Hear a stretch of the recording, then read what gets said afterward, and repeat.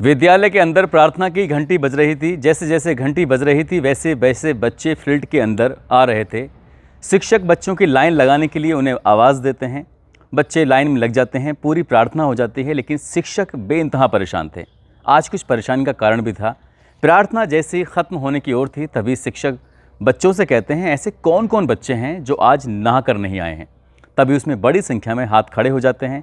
सबके सब बच्चे कहते हैं, सर हम तो नहा कर आए हैं। लेकिन कुछ ऐसे बच्चे भी थे जो नहाकर नहीं आए। शिक्षक को उन पर गुस्सा आता है। वो कहते हैं कि यदि तुम कल नहाकर नहीं आए तो तुम्हारी कल बहुत ज़्यादा खबर लूँगा, तुम्हारी पिटाई करूँगा। शिक्षक ने जब ये आदेश दिया तो उसके बाद बच्चे क्लास में चले जाते हैं। अगला दिन आता है। अगला दिन आने के बाद शिक्षक फिर परेशान हो जाते हैं। आखिरकार अगले दिन दुर्गंध का जो लेवल था वो बढ़ रहा था। उन्होंने फिर प्रार्थना ख़त्म होने के बाद बच्चों से पूछा, कौन कौन ऐसे बच्चे हैं जो आज नहाकर नहीं आए कहने के बाद भी। तभी 4-5 बच्चे हाथ खड़ा करके कहते हैं, सर आज हम नहाकर नहीं आए हैं। शिक्षक को गुस्सा आता है। सबको 2-2 डंडियां मारी जाती हैं और कहा जाता है, यदि कल विद्यालय आना है तो नहा के आना है, यदि विद्यालय में नहाए बिना आए तो तुम्हें स्कूल से बाहर कर दिया जाएगा। तीसरा दिन भी आता है और तीसरे दिन भी ठीक वैसी ही स्थिति थी। दुर्गंध लगातार आ रही थी और ऐसा लग रहा था जैसे दुर्गंध इन बच्चों में से आ रही है। प्राइमरी पाठशाला का जो मामला था। शिक्षक को गुस्सा आता है। अब बेवजह कई बच्चों को पीट दिया और कहा कि यदि विद्यालय में आओगे तो नहा के आना है। चौथा दिन आ जाता है और चौथे दिन तो कुछ ज़्यादा ही स्मेल आ रही थी। और जब प्रार्थना के बाद शिक्षक ने पूछा कि कौन कौन ऐसे बच्चे हैं जो नहा के नहीं आए, सभी बच्चे हाथ खड़े करके कहते हैं, सर नहा के भी आए हैं और कपड़े भी धुलवा कर पहन के आए हैं।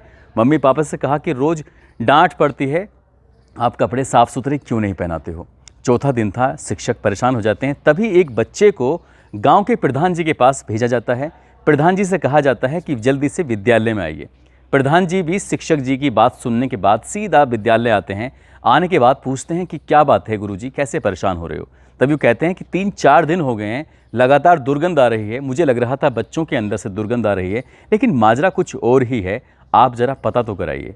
तभी गाँव के एक सफाई कर्मचारी को बुलाया जाता है। प्रधान जी जब सफाई कर्मचारी को लेके आते हैं, उसे देखा जाता है कि किधर से बदबू आ रही है, किधर से दुर्गंध आ रही है। तभी वो ढूंढता ढूंढता एक ऐसी जगह पहुंचता है जहां विद्यालय का एक शौचालय बना हुआ है। उसी शौचालय के पास एक सेफ्टी टैंक बना हुआ था जिस पर एक पत्थर सा रखा हुआ था। अब सभी को ये शक था कि शायद इसके अंदर से दुर्गंध आ रही है। तभी सफाई कर्मचारी को उस सेफ्टी टैंक के अंदर उतारा जाता है। वो जाकर देखता है तो उसके अंदर एक ऐसी चीज़ पड़ी हुई थी जिसके अंदर से ज़्यादा ही दुर्गंध आ रही थी। दरअसल उसमें एक लाश पड़ी हुई थी। लाश भी किसी और की नहीं थी, स्टूडेंट की थी, छात्र की थी। और जैसे ये पता पूरे गांव में चलता है, गांव के सैकड़ों लोग इकट्ठा हो जाते हैं। पुलिस आती है और तब कहीं जाकर पता चलता है कि इस बदबू आने का कारण क्या है। दरअसल आज की जो सच्ची घटना मैं आपको सुनाने जा रहा हूँ, ये सच्ची घटना अपने आप में वाकई बहुत चिंता का विषय करने वाली है, परेशान करने वाली है। दरअसल एक बच्चा अभी जिसकी उम्र 15-16 साल थी, उस बच्चे का एक ऐसी महिला से प्रेम प्रसंग हो जाता है जिसकी किसी ने कल्पना भी नहीं की थी। आदाब, नमस्कार, सत श्री अकाल। मैं उस्मान सैफ़ी। आज की जो सच्ची घटना मैं आपको सुनाने जा रहा हूँ, ये सच्ची घटना है उत्तर प्रदेश का एक ज़िला है रायबरेली और इसी ज़िले का एक थाना लगता है लालगंज। दरअसल बात कर रहा हूँ 14 जुलाई 1999 की। रात के लगभग 9 बजे होंगे। इस घर का जो मालिक है वीरेंद्र त्रिपाठी, उसका बेटा है 15 साल का जिसका नाम है विजेंद्र उर्फ पिंटू त्रिपाठी, जो कि आज घर नहीं आया था। माँ और बाप बहुत ज़्यादा परेशान थे। ऐसी कौन सी जगह थी जहाँ इस बच्चे को तलाश नहीं किया गया था। आसपास के घर हों या उसके दोस्त हों, उसके विद्यालय के शिक्षक हों या फिर जहाँ जहाँ उसका आना जाना था वहाँ के लोग हों, सभी के पास बारी बारी से जाया जाता है। उनसे पूछा जाता है कि क्या तुमने पिंटू को देखा है। रात के 9 बज जाते हैं लेकिन पिंटू की कोई खबर नहीं लगती। तभी गाँव के आसपास के लोग परेशान होकर सीधा इकट्ठे होकर पुलिस स्टेशन जाते हैं। लालगंज के थाने में जाकर एसएचओ से कहते हैं कि साहब हमारा बेटा स्कूल गया था, मैंने विद्यालय में भी जाके पता किया, वो विद्यालय पढ़ने के लिए गया था लेकिन विद्यालय में वो बच्चा नहीं मिला। तभी उसे उससे पूछा जाता है कि वो कहाँ पढ़ता था, तो लालगंज में ही एक लिटिल फ्लावर उच्च माध्यमिक विद्यालय है, उसमें वो कक्षा 10 का छात्र रहा था। अब उस विद्यालय के में भी जाकर पूछा, प्रिंसिपल से पूछा, छात्रों से पूछा, सभी ने कहा कि उसे तो हमने अंतिम घंटे तक देखा था। इस विद्यालय में जैसे रोज़ की तरह वो आता था, आज भी रोज़ की तरह आया था। विद्यालय की जब छुट्टी होती है तभी यहाँ से गया था, लेकिन वो यहाँ पर अब घर नहीं पहुँचा है तो कहाँ गया है। सभी के लिए बड़ी परेशानी वाली बात थी। जब एसएचओ कहते हैं कि आप परेशान मत होइए, आप उसको तलाश करिए और हम सुबह 10 बजे इसको देखेंगे। यदि 10 बजे तक वो लौट कर नहीं आता है तो समझ लेना हम इसमें मुकदमा दर्ज करेंगे और इस मामले की पड़ताल करेंगे कि आखिरकार तुम्हारा बेटा पिंटू कहाँ चला गया है। जब इस बात की तलाश करने की कोशिश की जा रही थी, पूरे रात निकल जाती है उसके पिताजी वीरेंद्र को, और वो अपने पड़ोसी और अपने घर में जो एक किराएदार होता है धर्मेंद्र, उसके साथ मिलकर पूरी रात ऐसे ही अपने बेटे को तलाश करते रहते हैं, लेकिन बेटा नहीं मिलता, घर नहीं पहुंचते। और ये बड़ी संख्या में 10, 15, 20 लोग थे। फिर रातों रात ढूंढते ढूंढते थाने पहुंच जाते हैं, कहते हैं कि साहब हमने पूरी रात पिंटू को तलाश किया लेकिन पिंटू घर नहीं पहुंचा है। माँ और बाप का रो रो कर बुरा हाल था। आसपास के लोगों को भी तरस आ रहा था कि आखिरकार इनका बेटा गया तो कहाँ गया, क्योंकि इससे पहले कभी उसके साथ ऐसा कुछ नहीं हुआ था। पुलिस वालों ने गुमशुदगी दर्ज की और दर्ज करने के बाद आसपास के थानों को भी संपर्क किया। इसके अलावा एक अभियान चलाया जिसमें सैकड़ों की तादाद में लोग उस बच्चे को तलाशने के लिए जुट जाते हैं और हर जगह तलाश करने की कोशिश करते हैं, लेकिन नहीं मिलता। 14 जुलाई को गायब हुआ था, 15 जुलाई को मुकदमा दर्ज हुआ, 16, 17, 18 इस तरह से एक एक दिन करके गुजरने लगता है। जब 4-5 दिन गुजर जाते हैं तब कहीं जाकर पुलिस वालों की चिंता बढ़ने लगती है, क्योंकि अब ये बात केवल इस घर तक सीमित नहीं थी, आसपास तक सीमित नहीं थी, बल्कि जो लालगंज है उस लालगंज के जितनी भी दुकानें हैं उसको बंद करा दिया गया। लोग सड़कों पर उतर आए, हंगामा शुरू हो जाता है। और जैसे भी हंगामे की खबर मिलती है तो लालगंज पुलिस स्टेशन के अलावा जो उच्च अधिकारी थे रायबरेली के, वो भी मौके पर आ जाते हैं। मौके पर आने के बाद इस मामले की पड़ताल करना शुरू कर देते हैं कि आखिरकार वो बच्चा कहाँ गया है। इधर लोग प्रदर्शन कर रहे हैं, इधर पुलिस वालों ने समझाने की कोशिश कर रहे थे। 7 दिन बीत जाने के बाद भी जब बच्चा नहीं मिलता है तो लगातार उबाल बढ़ रहा था। तभी उच्च अधिकारी, एसडीएम, एसएसपी वगैरह सब मौके पर पहुंचते हैं और कहते हैं कि हमें सिर्फ 3 दिन की मोहलत दे दीजिए, जितनी जल्दी हो सकेगा हम इस बच्ची की तलाश कर कर आपको दे देंगे। जब बात 3 दिन की मोहलत मांगी थी तो सब के सब लोग शांत हो जाते हैं। धरना प्रदर्शन खत्म हो जाता है। जैसे ही धरना प्रदर्शन खत्म होता है, अब कहीं ना कहीं पुलिस पर लगातार प्रेशर बढ़ रहा था। अब 3 दिन भी बीत जाते हैं, तब कहीं जाकर पुलिस वालों की और चिंता बढ़ जाती है।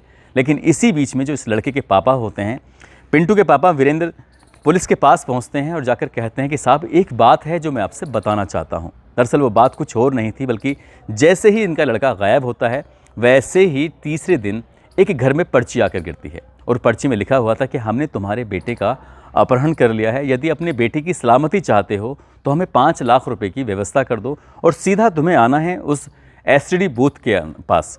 एसटीडी बूथ के पास जाने के लिए आदेश दिया गया था।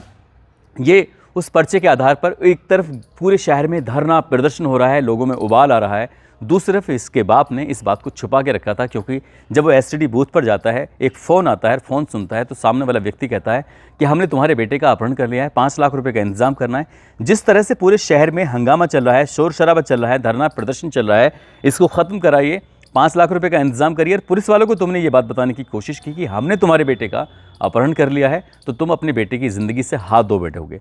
अब बाप करे तो क्या करे, गांव के आसपास के शहर के लोगों की सिंपैथी उसके प्रति बढ़ रही थी और बच्चे के लिए लगातार धमकियां मिल रही थीं। तभी पुलिस वालों को शक होता है और पुलिस वाले इस बात को गंभीरता से लेते हैं और पड़ताल करना शुरू कर देते हैं।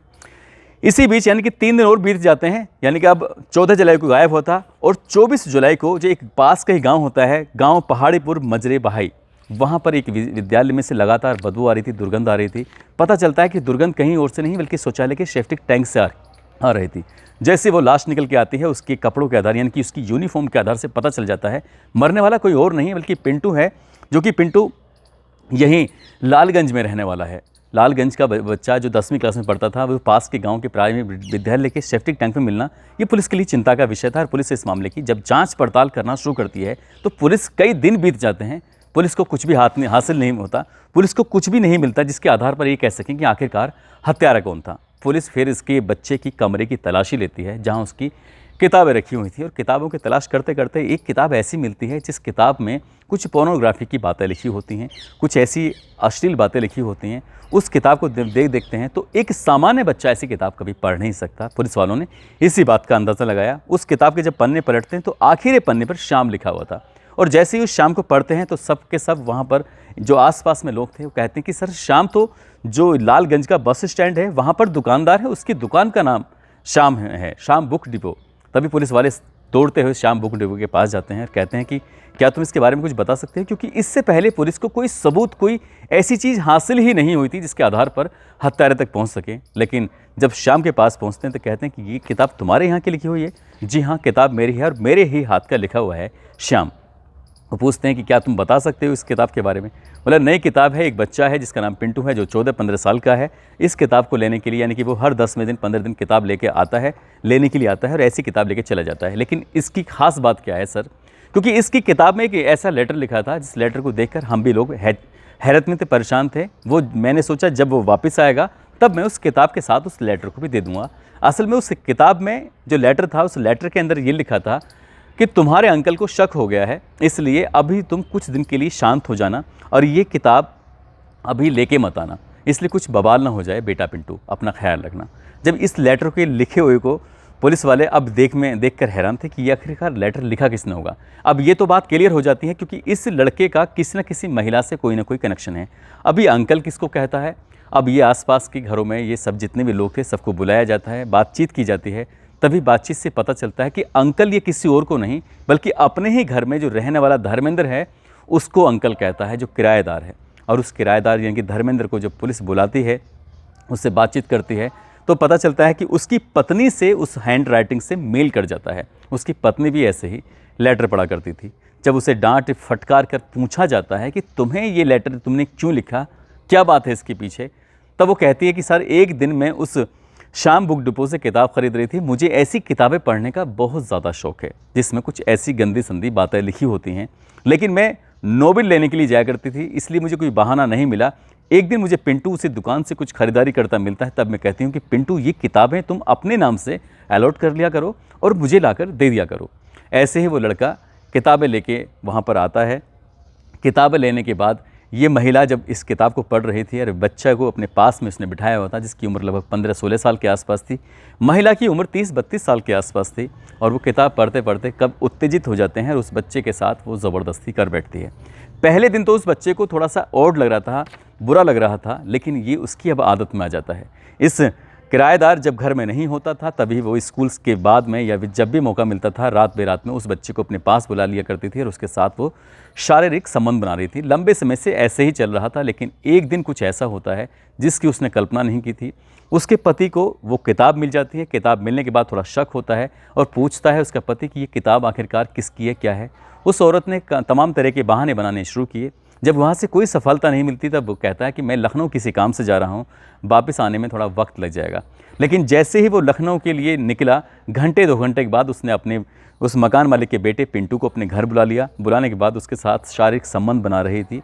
तभी यहाँ पर उसका पति धर्मेंद्र आ जाता है और धर्मेंद्र जब अपनी आंखों से झरोखे से झांक कर देखता है तो उसकी पत्नी उस बेटे के साथ गलत अवस्था में थे, दोनों शारीरिक संबंध बना रहे थे। तभी वो अंदर गुस्से में जाता है, डांट फटकार करता है।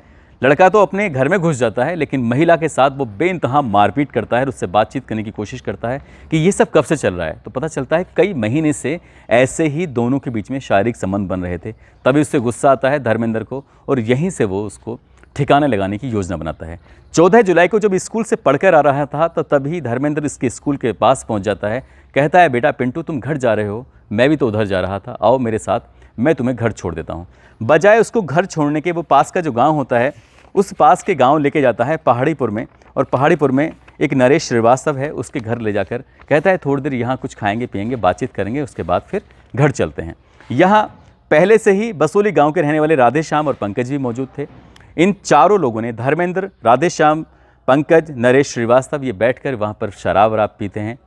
उस लड़के को पिलाने की कोशिश कर रहे थे, लेकिन लड़के ने शराब पीने से मना कर दिया। और तभी उसने पूछा कि आखिरकार तुम कैसे कैसे करते थे। लड़का जैसे जैसे बात बता रहा था, जैसे जैसे उसने शुरुआत बताई, आखिर बताया, मिड बताया, उसकी पत्नी के साथ संबंधों की बातें बताई, वैसे वैसे धर्मेंद्र का गुस्सा बढ़ता चला जाता है और वो उसका गला दबाकर उसकी हत्या कर देता है। जैसे अंधेरा होता है, पहाड़ीपुर का जो गांव है, विद्यालय, प्राइमरी पाठशाला, उसमें तीनों चारों जाते हैं। वहाँ के शिफ्टिंग टैंक का जो ऊपर का ढक्कन होता है उसको भारी वजनी होता है, उसको हटाकर डेड बॉडी को उसके अंदर डाल देते हैं। उधर तो हंगामा हो रहा था और धीरे धीरे जैसे वक्त गुजर रहा था वैसे वैसे लाश सड़ रही थी, और सड़ते सड़ते जब ज़्यादा दुर्गंध आती है तो पता चल जाता है कि लाश किसकी दबी हुई थी। पुलिस ने इन सभी को गिरफ्तार किया, जो चारों दोस्त होते हैं। साथ ही जो महिला होती है, उस महिला का इस हत्याकांड से कोई भी लेना देना नहीं था। लेकिन शुरुआत सामाजिक स्तर से जो गड़बड़ी की थी उस महिला ने ही की थी। उस महिला ने उस बच्ची का गलत फ़ायदा उठाकर उसके साथ लगातार शारीरिक संबंध बना रही थी, जो बिल्कुल गलत था। और पुलिस ने उनको, महिला को छोड़ते हुए उनको गिरफ्तार कर जेल भेज दिया। दोस्तों, इस घटनाक्रम को सुनाने का उद्देश्य किसी को परेशान करना नहीं है, किसी का दिल दुखाना नहीं है, बल्कि आपको जागरूक करना है, आपको सचेत करना है। अपने बच्चों पर ध्यान रखें। आपके बच्चे कहाँ किसके साथ उठते हैं, बैठते हैं। अपने बच्चों के जो बैग होते हैं उनको भी समय समय पर चेक करते रहें। आज का ज़माना सोशल मीडिया का ज़माना है। सब बच्चों के पास मोबाइल होते हैं। मोबाइल को भी बीच बीच में चेक करते रहें और देखते रहें कि बच्चा किसके संपर्क में है, किसके में नहीं है। ऐसा ना हो बच्चा गलत रास्ते पे चला जाए और उसकी ज़िंदगी में हमेशा हमेशा के लिए ब्रेक लग जाए, जैसे क्या इसकी पिंटू श्रीवास्तव की ज़िंदगी में ब्रेक लगा था। आप सब लोग अपना ख्याल रखें, सुरक्षित रहें। जय हिंद, जय भारत।